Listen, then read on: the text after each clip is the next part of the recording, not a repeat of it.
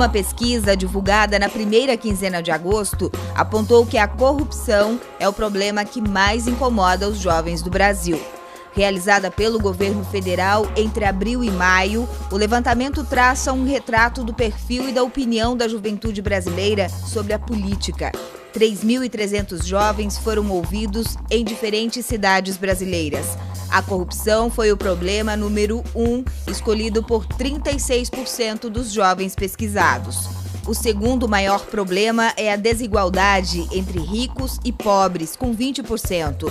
O poder dos traficantes ocupa o terceiro lugar, com 13%. E o quarto maior problema do Brasil, segundo os jovens, é o racismo e as outras formas de discriminação, com 10%. A corrupção poderia ser um dos motivos que tem afastado o jovem da política. No Votei em Você de hoje, nós vamos abordar o tema com um dos deputados mais jovens do Parlamento catarinense. Mauro de Nadal tem 42 anos de idade e analisa que o distanciamento ocorre em partes pelo desgaste que o sistema político brasileiro vem vivendo, mas chama a atenção para a atitude de quem pode mudar o rumo das coisas. Vejo que, naquele tempo, a juventude tinha uma atuação mais presente no processo político.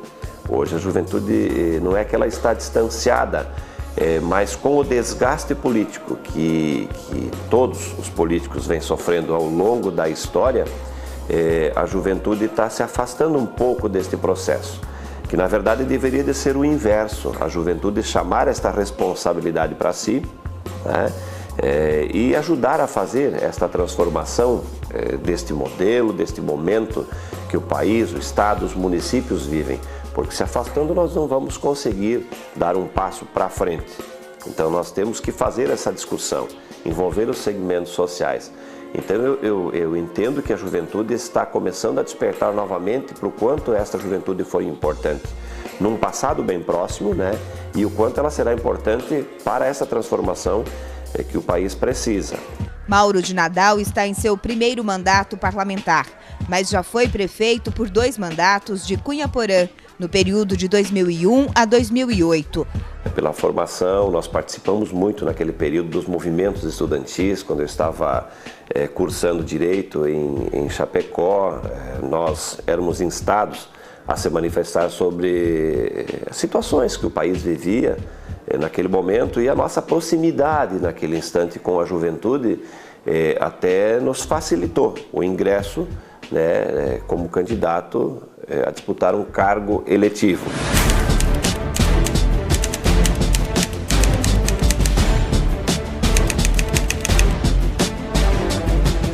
Se uma reforma política pode mudar o sistema brasileiro e trazer mais transparência nas ações de quem exerce cargos públicos, para que haja uma mudança efetiva, é necessário mudar a cultura do brasileiro sobre política. O eleitor, aquele que tem o poder de eleger, aquele que dá o poder aos políticos, precisa mudar o seu conceito e ampliar o seu entendimento sobre o assunto. Assim como a formação do caráter e a educação partem do núcleo familiar, um país politizado também começa dentro de casa. A grande maioria das famílias hoje não fala mais política, perdeu o interesse de falar de política.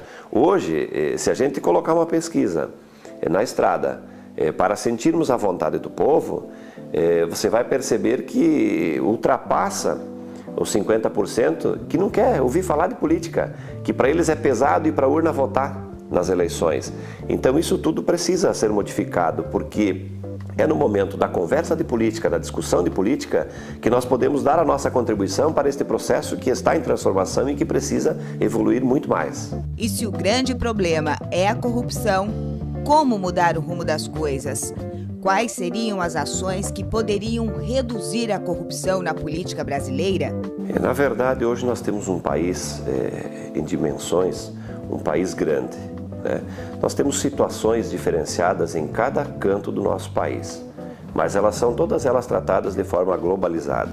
Isso é o primeiro ponto que é muito ruim. O governo está muito distante. Nós teríamos que ter uma forma de poder analisar as necessidades de cada região do país e trabalharmos ela de forma diferenciada para isso tudo. Temos que fazer algumas adaptações que com certeza vão ter influência direta neste processo de corrupção, como a reforma política. Essa precisa acontecer. O Congresso está sendo chamado, a voz das ruas está dizendo de que o momento que o país vive exige uma reforma política, para fazer com que, primeiramente, a participação do povo seja mais efetiva dentro do processo. As reeleições já foram comprovadas que não está dando um bom resultado para o país, principalmente nos executivos, e o povo já quer que isso acabe. A gente já ouve da população isso. Eleições, a cada 2 anos uma eleição, não há necessidade de tanto. A gente pode fazer uma eleição geral de vereador a presidente da República, vamos diminuir custos para o país, e vamos permitir com que o povo comece a sentir-se mais participativo do processo, embora numa eleição a cada 5 anos, porque aí ele vai pegar gosto pela política, vendo que neste período ele tem que acompanhar de perto os seus governantes, tanto na prefeitura, quanto no estado, quanto a nível de Brasil. Uma alternativa. O financiamento público de campanha também é uma grande alternativa que pode ajudar a diminuir este processo de corrupção. Agora vamos voltar o nosso foco para o ponto principal deste processo todo de corrupção, que é o gasto do dinheiro público. Nós estamos trabalhando com uma lei que, em vez de agilizar o processo licitatório, torná-lo mais transparente e participativo, ela engessa, ela torna a obra mais demorada, tanto para a execução quanto para a escolha da empresa que vai ser contratada pelo governo, e cria, ao longo de todo esse andamento de um processo licitatório, muitos percalços que fazem com que a morosidade, o papel, acabe sendo a peça principal e não a obra satisfação da população. Então a nossa lei, o nosso sistema que faz todo o regramento das compras, das contratações de serviços do nosso país precisa ser revista com uma certa urgência e, acima de tudo e paralelamente a isto tudo, fazer com que os municípios tenham um pouco mais de autonomia e de recurso financeiro para executar as necessidades da sua gente que vive lá no município. Porque, com certeza, para o povo fiscalizar, a prefeitura, através dos vereadores, através da imprensa que exerce um papel extraordinário nesse processo fiscalizatório, é muito mais tranquilo e mais prático na sua cidade fazer este processo do que nós abrirmos esse processo a nível de país. Então hoje a maior concentração financeira fica em Brasília. Brasília hoje está exercendo funções e atividades, fins que seriam competência dos municípios, está exercendo lá em Brasília, a exemplo da compra de máquinas para distribuir para as prefeituras. É um grande exemplo disso tudo. É função do município fazer isso. Por que o município não faz? Não faz justamente porque não detém o recurso para poder executar. Saúde, não é mais fácil a gente resolver os problemas pontuais nos municípios? É muito mais fácil. Só que o município não tem recurso para isso. Ele é obrigado a gastar 15% de todo do seu retorno, da sua receita, mas está gastando 22%, 23%, tem município passando de 25% de investimento em saúde, assumindo obrigações que não são suas para tentar satisfazer a necessidade da população que ali vive. Então, a redistribuição de tudo que se arrecada nos impostos, taxas, contribuições do nosso país precisa ser revisto. O município precisa ter uma fatia maior, os estados, em consequência disso, também, e a União não precisa estar com todo este recurso concentrado em Brasília. Desta forma, eu acredito que fazendo as coisas lá no município, mais próximo do povo, é mais fácil de fiscalizar e a corrupção acaba diminuindo consideravelmente.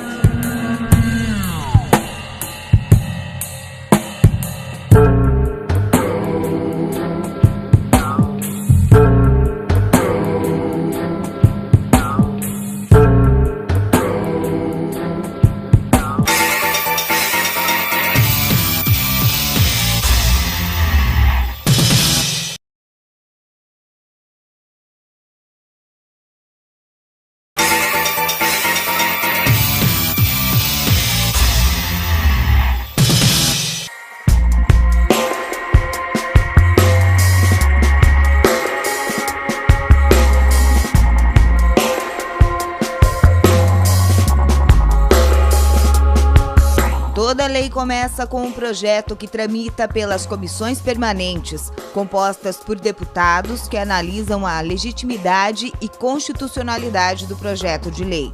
Essas comissões também analisam a viabilidade técnica, financeira e a aplicabilidade da matéria. A primeira comissão a ser consultada é a CCJ, a Comissão de Constituição e Justiça. Todas as comissões que nós temos aqui na Assembleia Legislativa são comissões importantes, mas a Comissão de Constituição e Justiça tem esse destaque porque toda a matéria que tramita aqui na Casa, todos os projetos que vêm para tramitar na Assembleia Legislativa, obrigatoriamente passam por esta comissão, que tem a análise e o compromisso desta análise de analisar a legalidade deste processo para que ele possa ter a tramitação normal em outras comissões e receber a votação em plenário. Então, a primeira análise que a gente faz na comissão é a admissibilidade da matéria, onde nós analisamos a constitucionalidade, a regimentalidade, né, a competência desta matéria, porque se a matéria é uma competência de análise do Estado de Santa Catarina ou às vezes é competência do município ou da União, aí não se discute aqui. Então toda este pequeno apanhado da parte técnica e também da técnica legislativa é feita na comissão. Então, por isso que as pessoas às vezes falam que é a comissão mais importante da Casa. Todas são importantes, mas essa é destacada justamente porque nada tramita aqui dentro sem o aval positivo desta comissão.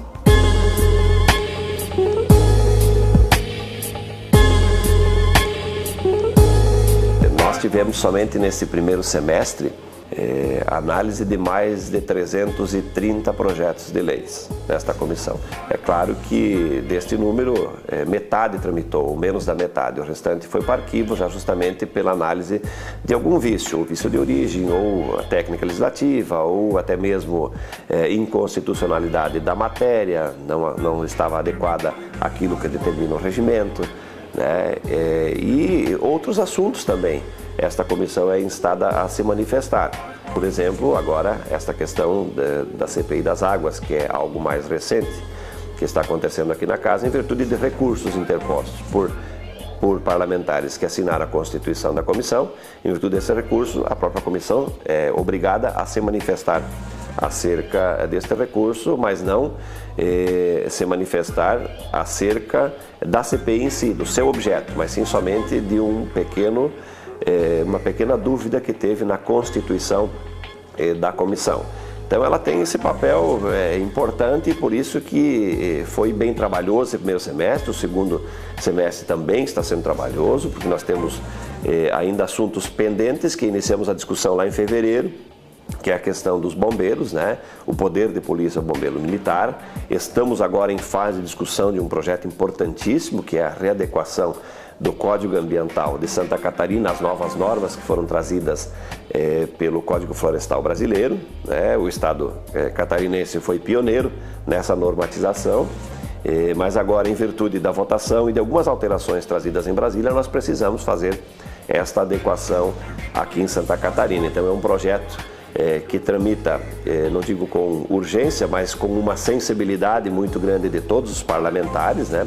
Uma sensibilidade do nosso presidente da Casa, um trabalho que foi construído pelo nosso vice-presidente Romildo Titon, né? Já foi relator no projeto original de 2009, né? E agora neste ano ele também esteve envolvido diretamente na construção deste novo modelo, né? Então vai demandar bastante estudo até o momento nós colocarmos esta matéria em votação no plenário, né? Mas é uma comissão que ao mesmo tempo nos desafia, né? Nos desafia a estudarmos mais a matéria, né? Pela afinidade, pela formação que a gente tem, então desperta cada vez mais a vontade de fazer com que tudo ocorra como manda o figurino dentro da lei, para que amanhã ou depois a gente não seja chamado a dar explicações sobre alguns projetos de leis que aprovamos aqui na Casa e que não tem nem eficácia e não serve, na verdade, para atender à vontade do povo.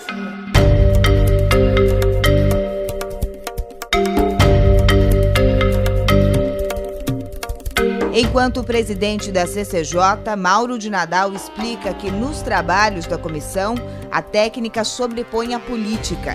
De acordo com o deputado, a isenção, a transparência e muita conversa são os fatores preponderantes no trabalho de uma comissão permanente, principalmente na CCJ. A gente tem adotado este critério lá na comissão de manter um diálogo independente da sigla partidária, né?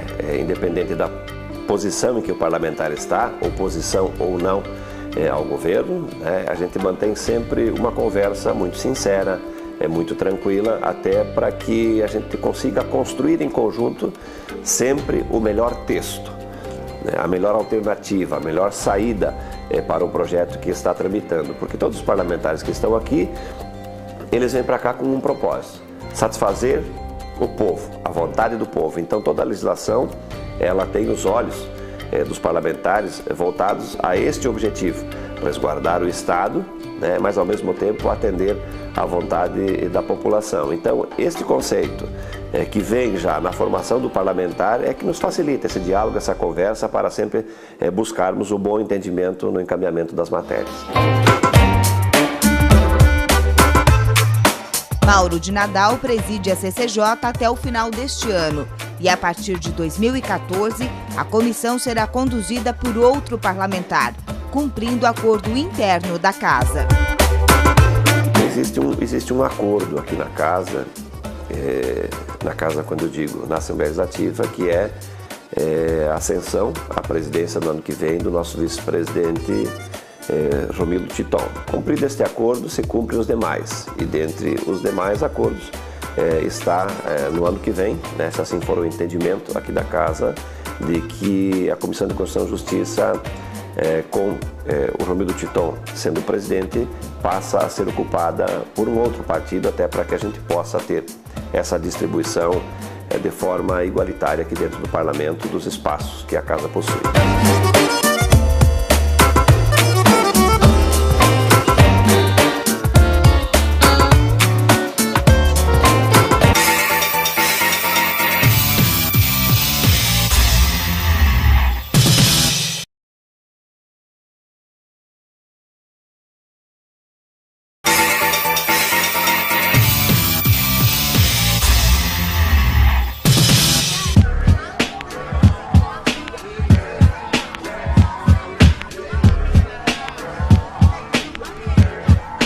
Mauro de Nadal tem como base eleitoral os municípios do oeste de Santa Catarina.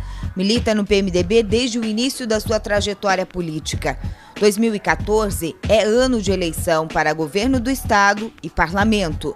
Ano em que as campanhas eleitorais serão traçadas de olho nas manifestações populares dos últimos meses. Para Nadal, é um momento estratégico para os partidos catarinenses. Partidos hoje, e isso tanto aqui em Santa Catarina quanto a nível de Brasil, né, a nível de União, os partidos estão atentos a este momento que vive a política brasileira. E o momento, ele exige bastante equilíbrio nos encaminhamentos. Até porque nós temos uma voz que veio das ruas, a quarta maior manifestação popular apartidária que o país teve, né, ao longo de sua história, que eu me recorde, né, e que deu alguns recados, né? Então os partidos estão prestando atenção para esse recado, ao mesmo tempo estão prestando atenção para o momento que se avizinha, que é o momento da escolha das candidaturas. É claro que todos os partidos têm a vontade, né, de terem candidato a governador do estado e a vice.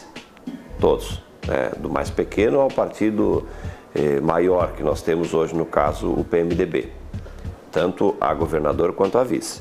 Para o parlamentar, este é o momento de, mais uma vez, falar sobre reforma política e sobre candidaturas próprias à majoritária. Dentro daquele processo que falamos há pouco, da reforma política, eu entendo de que eleições para majoritária, obrigatoriamente os partidos deveriam de ter candidaturas próprias, principalmente onde tem 2 turnos, no primeiro turno, quer seja para governo do estado, quer seja para grandes prefeituras do país. E depois, se tiver que fazer composição, faz num segundo momento. E qual será o futuro do PMDB neste contexto? Tamanho do PMDB em Santa Catarina. Nós temos 105 prefeituras em Santa Catarina. É o maior partido de Santa Catarina. Obviamente, este partido terá que ter candidatos preparados para, se assim for o entendimento da grande massa de afiliados ao partido, para enfrentarem as urnas no ano que vem como candidato a governador e vice. Vejo que o PMDB preenche todas essas características, tem um bom quadro, tem um bom partido e com um número significativo de afiliados a este partido. Nós temos um compromisso com este grupo que está governando o Estado catarinense, compromisso esse que nós ajudamos a construir, né? Pensando sempre no cidadão, pensando na melhor forma de atender este cidadão. Foi construída uma composição na eleição passada. Agora, se essa composição vai permanecer para o pleito do ano que vem, tudo vai depender dos encaminhamentos, da forma com que o governo vai estar no momento desta decisão importante, que é no ano que vem, em março do ano que vem. Até lá eu vejo que tudo vai ser expectativa, especulação, projeção, mas o que não pode é acontecer acomodações ao longo desta caminhada. Então, o partido estando sintonizado com sua base, trabalhando, atuando, já vai receber o recado se no ano que vem precisa ter candidatura a governador do Estado. Você tem que acompanhar este processo todo, porque quem rege o nosso dia a dia, a nossa caminhada, é o povo que nos elege. Então, nós temos que ouvir este povo, entender a sua mensagem, para aí sim o partido, no momento oportuno, tomar a decisão, que é a decisão que vai nortear o pleito do ano que vem, porque o PMDB é importante nos municípios, no estado de Santa Catarina e na União. Mauro de Nadal fez pouco mais de 33 mil votos na última eleição. Ficou como suplente e revela que em 2014 pretende concorrer novamente ao cargo. A princípio, nós estaremos colocando o nosso nome, né? Numa possibilidade de voltarmos como deputado estadual. Então a gente pretende disputar o pleito como deputado estadual novamente, até porque nós precisamos quebrar aquele tabu de termos chego aqui na Assembleia como segundo suplente, né, com uma votação extraordinária, fizemos 33.330 votos. Aí faltou um pouquinho nesse arranjo aí para que a gente pudesse chegar já como deputado titular, com a eleição do nosso prefeito da capital e com a eleição do Eliseu Matos em Lages. Nós acabamos nos efetivando neste ano de 2013 e ouvindo toda a nossa base, ouvindo toda a nossa região, hoje eu estou predisposto novamente a disputar a vaga na Assembleia Legislativa para atender, na verdade, o partido, nossos prefeitos, nossas lideranças da região do Extremo Oeste que assim pedem.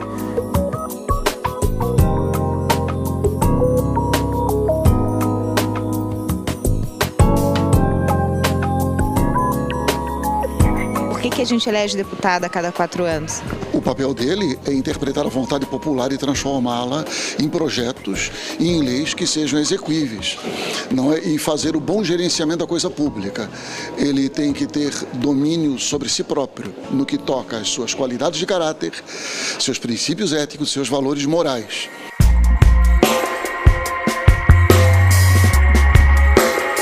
É uma função gratificante, desafiadora e ao mesmo tempo ela também é cansativa.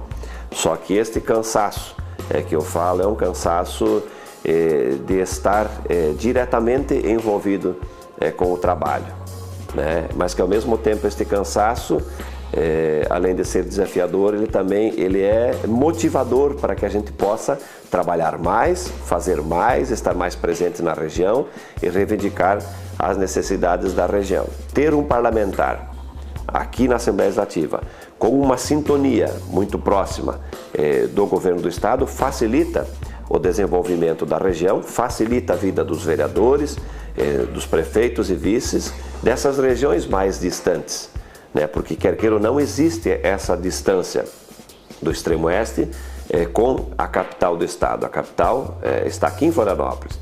E de lá até aqui tem municípios que estão a 700 quilômetros de distância. Agora, o fato de nós estarmos toda semana aqui lutando pelos investimentos, pelas melhorias que a região precisa, que dá essa satisfação de trabalhar por uma região distante e que, ao mesmo tempo que dá satisfação, também revela a necessidade dessas regiões terem representatividade aqui no Parlamento para que não fique somente no esquecimento tudo isso que se precisa de investimentos, de melhorias para essas regiões mais distantes da capital catarinense.